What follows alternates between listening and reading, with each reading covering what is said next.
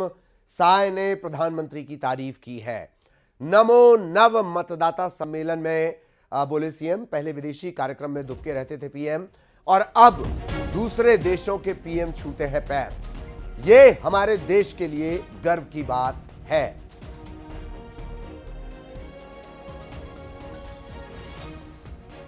तो बड़ा बयान सीएम विष्णुदेव साय की तरफ से प्रधानमंत्री की तारीफ करते हुए उन्होंने कहा कि पहले विदेशी कार्यक्रम में पहले के जो प्रधानमंत्री हैं विदेशी कार्यक्रम में वो दुबके रहा करते थे और अब आलम यह है कि दूसरे देशों के राष्ट्र प्रमुख प्रधानमंत्री पैर छूते हैं। मोदी जी ने जब वो गुजरात के मुख्यमंत्री थे तो ये अमेरिका वीजा देने से इनकार कर दिया था ना, लेकिन आज प्रधानमंत्री बन गए तो आज क्या हाल है। आज रूस और अमेरिका के राष्ट्रपति भी हाथ मिलाने के लिए ललायित रहते हैं। तो हमारे देश का प्रधानमंत्री कौन कोना में दुबके रहता था पता नहीं चलता। आज अगर हमारे देश का प्रधानमंत्री खड़ा है तो रूस और अमेरिका के राष्ट्रपति भी सोचते रहते कहां पर मोदी जी।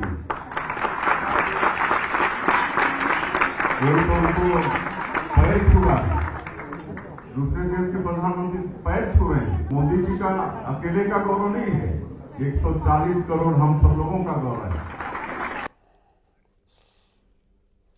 और इस वक्त कोरबा से मिल रही है बड़ी खबर। कोयले के स्टॉक में आग लग गई है। आग लगने से कोयला जल गया है। कोयले को जेसीबी मशीन की मदद से हटाया जा रहा है। दमकल की मदद से आग पर काबू पा लिया गया है। रेलवे स्टेशन की सेकंड एंट्री के पास कोयला रखा हुआ था। आग लगी, देखते ही देखते फैलती चली गई। रेलवे स्टेशन में सेकंड एंट्री के पास ही कोयला रखा था, कोयले का स्टॉक रखा हुआ था जिसमें आग लग गई और कोयला इसमें जल गया। हालांकि जेसीबी की मदद से तत्काल इसे हटाया गया और फायर फाइटर्स ने इस आग पर काबू पाया।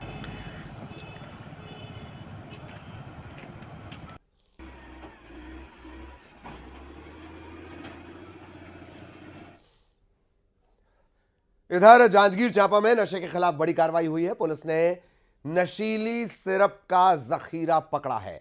नशीली सिरप बेचते हुए 2 आरोपी भी गिरफ्तार किए गए हैं। 1080 नग पीस नशीली सिरप जब्त की गई है। इसकी कीमत बताई जा रही है 1,94,000 यानी तकरीबन 2 लाख रुपए। तस्करी में इस्तेमाल कार भी जब्त कर ली गई है। मुखबिर की सूचना पर यह पूरी कार्रवाई की गई। नशे के खिलाफ बड़ी कार्रवाई के तौर पर इसे देखा जा रहा है।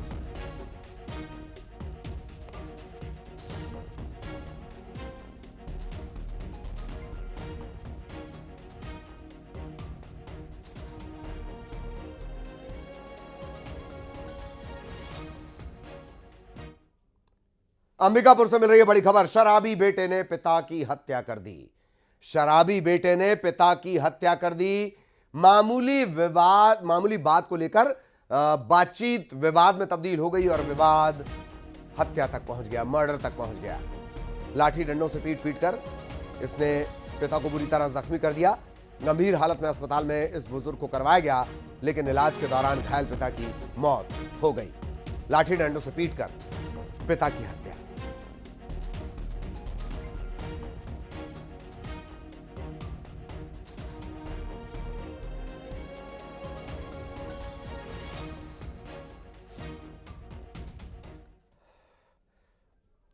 छत्तीसगढ़ के बड़े उद्योगपति और पूर्व कांग्रेस सांसद फ्लैग फाउंडेशन ऑफ इंडिया के तत्वावधान में आयोजित रायगढ़ स्टेडियम में 72 फीट ऊंचा झंडा फहराने के एक कार्यक्रम में शामिल हुए। नवीन जिंदल ने कहा कि तिरंगा फहराने से हमारे दिल में देश के लिए काम करने की भावना का संचार होता है।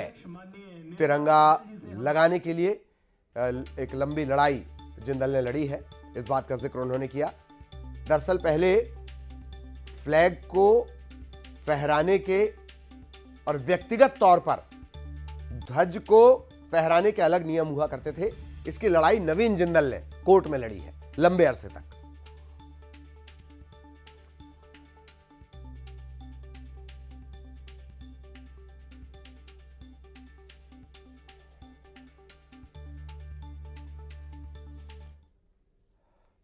गणतंत्र दिवस की पूर्व संध्या पर सरकारी भवनों पर शानदार रोशनी की गई। इस दौरान राजभवन और सरकारी भवन तिरंगे के रंग में रोशन नजर आए।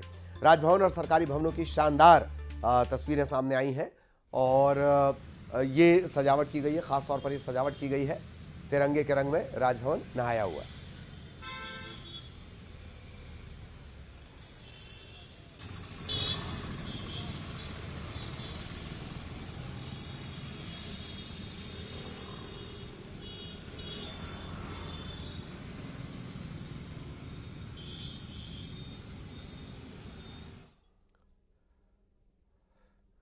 पुलिस के लिए अपराधी तो चुनौती है ही, साइबर ठगी को रोकना एक बड़ी चुनौती। प्रधानमंत्री मोदी ने बीते दिनों देश भर के डीजीपी की बैठक ली थी। इसमें पीएम मोदी ने समाज में साइबर कमांडो तैयार कर साइबर क्राइम रोकने के निर्देश दिए थे।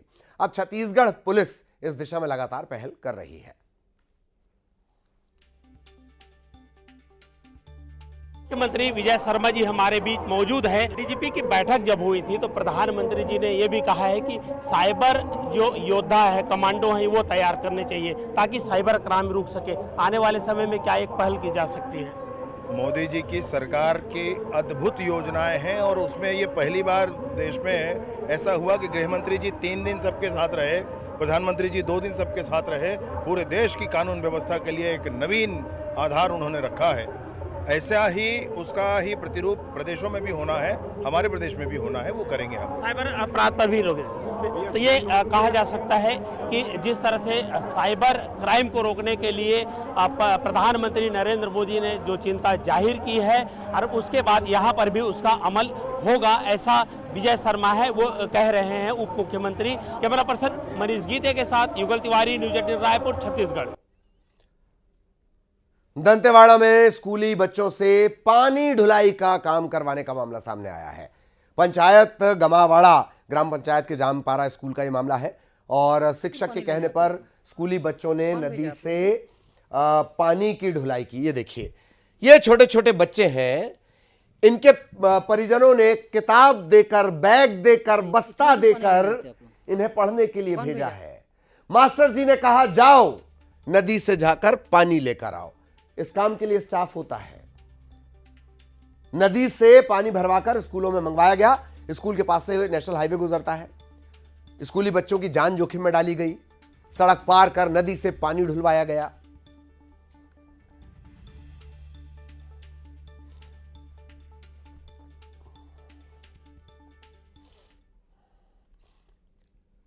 सूरजपुर में सरगुजा संभाग की सबसे बड़ी सब्जी मंडी सिलफिली में फूड प्रोसेसिंग यूनिट नहीं है। इसके चलते किसान परेशान है।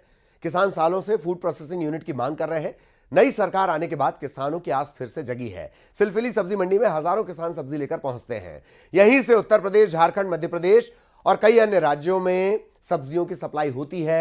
यहां के किसान मुख्य तौर पर सब्जी की खेती करते हैं, लेकिन ज्यादा उत्पादन होने के चलते इन्हें उचित दाम नहीं मिल पाता। यहां के किसान नई सरकार से फूड प्रोसेसिंग यूनिट की मांग कर रहे हैं।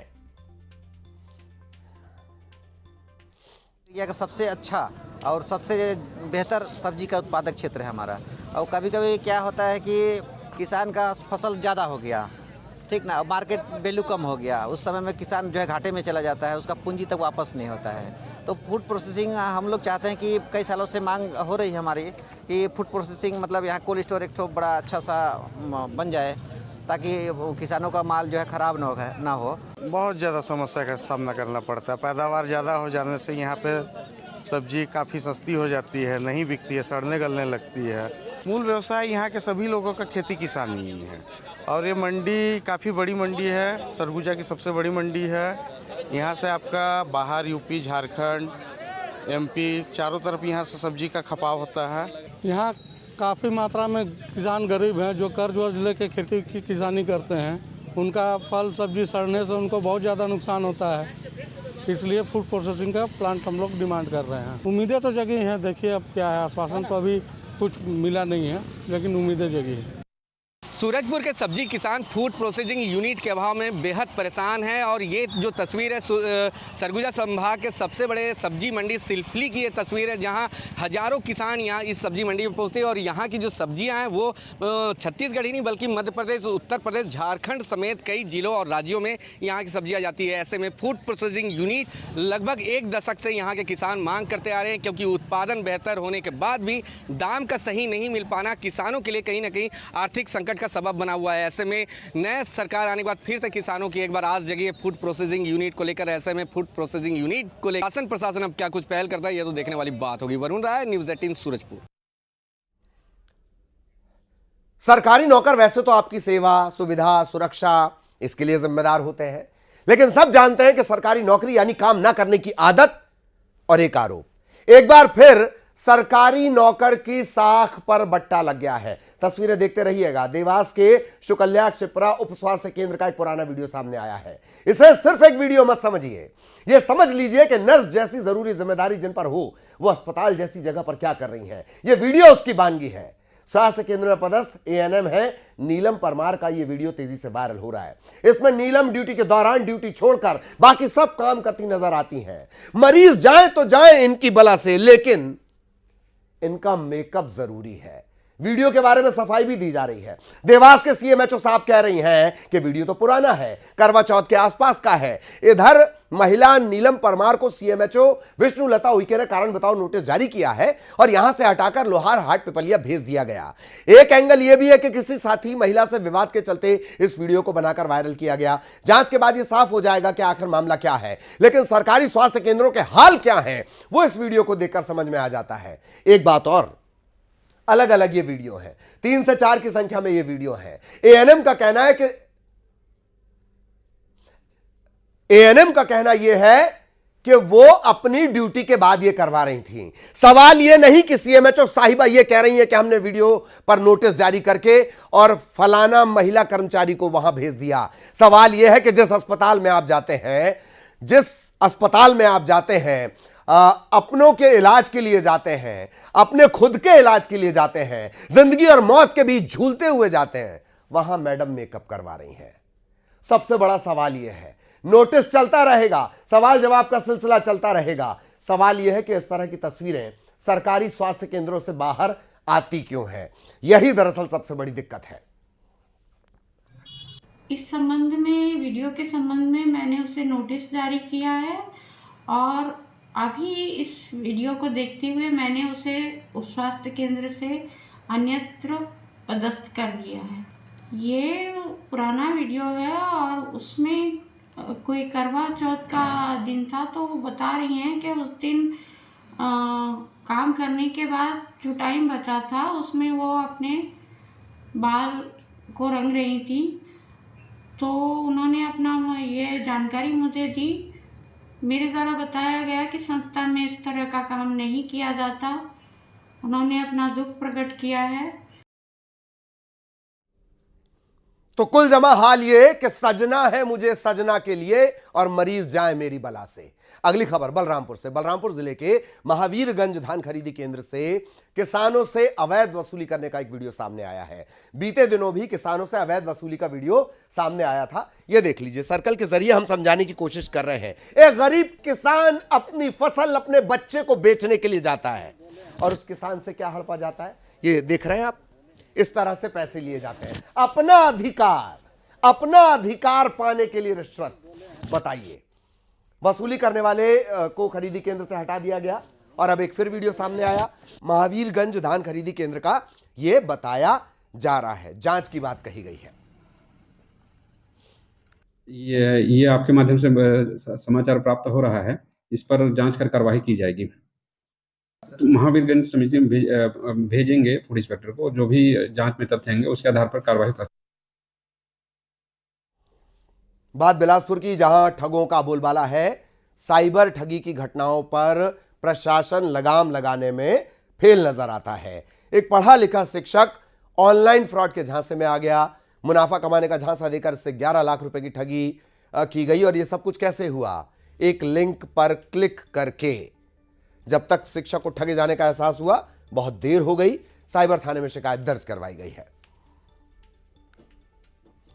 टेलीग्राम ग्रुप में उसको जोड़ा गया और वहाँ पे पार्ट टाइम जॉब देने के नाम पे उसके साथ ठगी हुई है। कुल 11 लाख रुपए के आसपास उसने अपना पैसा उस ग्रुप के विभिन्न बैंक अकाउंट्स में ट्रांसफ़र किया था, जहाँ पे उसको अधिक पैसा मुनाफा कमाने की बात कही गई थी। हालांकि उसको बाद में पता चला कि उसके साथ फ्रॉड हो रहा है, जिसकी उसने रिपोर्ट की और पुलिस स्टेशन में इसकी FIR दर्ज।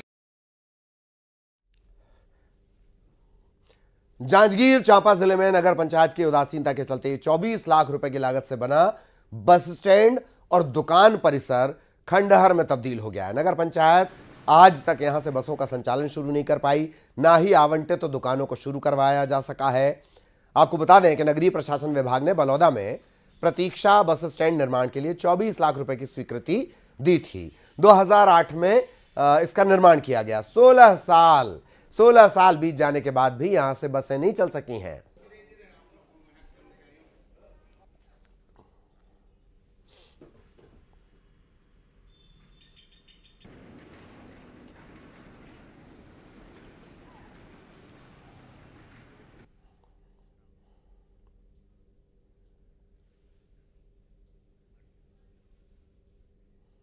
और अब टॉप 20। भोपाल में 26 जनवरी से पहले सजी सरकारी इमारतें, विधानसभा लाइट